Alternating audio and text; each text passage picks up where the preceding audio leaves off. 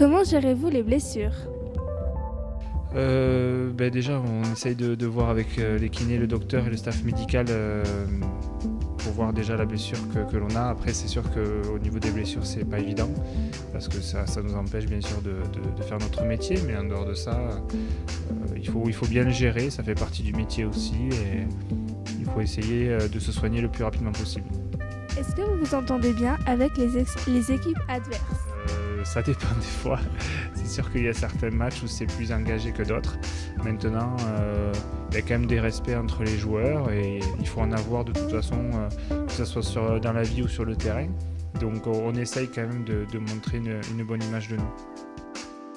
Qu'est-ce que ça vous fait quand on vous donne un carton jaune? Si on le mérite, c'est normal. Si on ne le mérite pas, on râle un petit peu, mais bon, ça fait partie aussi du jeu. Comment gérez-vous le racisme dans le football et dans la vie de tous les jours?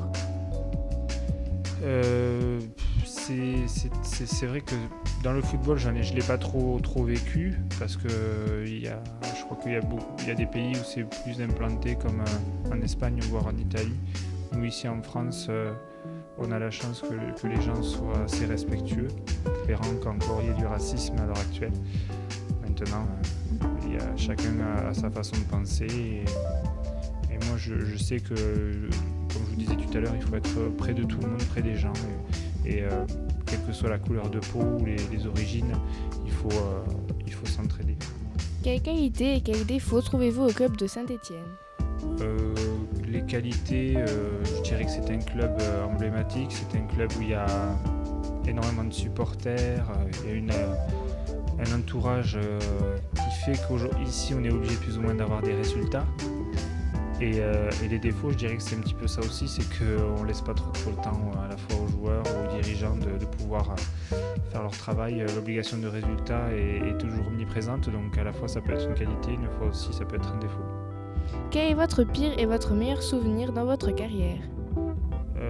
En fait, le pire et le meilleur, c'est à peu près la même chose, c'est que j'ai fait une finale de Coupe UEFA avec Marseille.